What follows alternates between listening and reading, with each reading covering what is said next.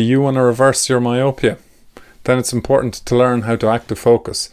Active focus is the mainstay on which the whole reversing myopia process relies upon. It is what allows us to take advantage of blur stimulus to improve our vision. I've talked about it in a previous video and describe how you can find it.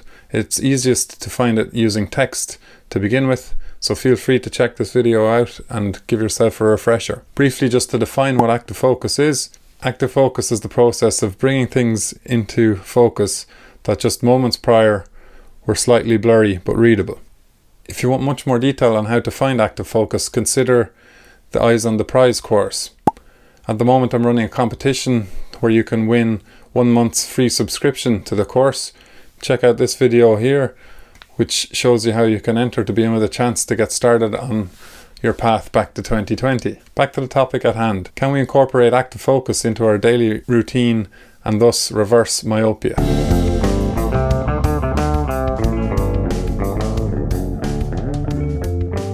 As I mentioned earlier, it's easiest to learn how to active focus when practicing on text, so feel free to catch up on that. Next we'll take a look at how to active focus in the outdoors.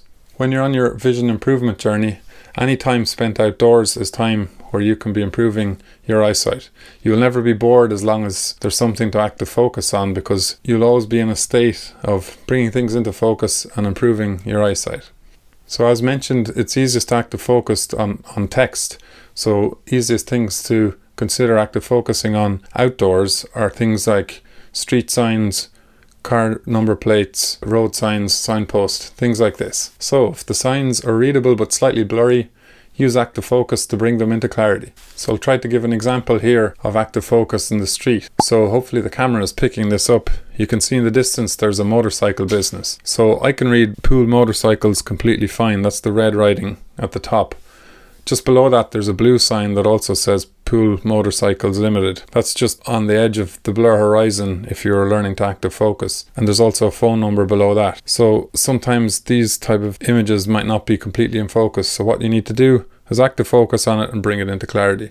Another example is using signposts on the road. So if they're not 100% clear, we can gaze at them for a while, use active focus for 20 to 30 seconds, and eventually you'll be able to bring clarity to the image. So as you can see here at the moment, there's a signpost and it says route options on it. When you bring it into clarity, you can see the names of the roads that are on it: A35, A349 and A3049. So as I've said a couple of times in this video, the easiest thing to active focus on is text. But once you've mastered that, you can start becoming good at moving on to objects and bringing those into focus. So as you can see here, for example, you can take a look at the ends of twigs and branches at the end of trees, just as they're becoming thin. When you're wearing weakened prescriptions, these twigs will be a little bit blurry. Employ active focus, bring them into clarity.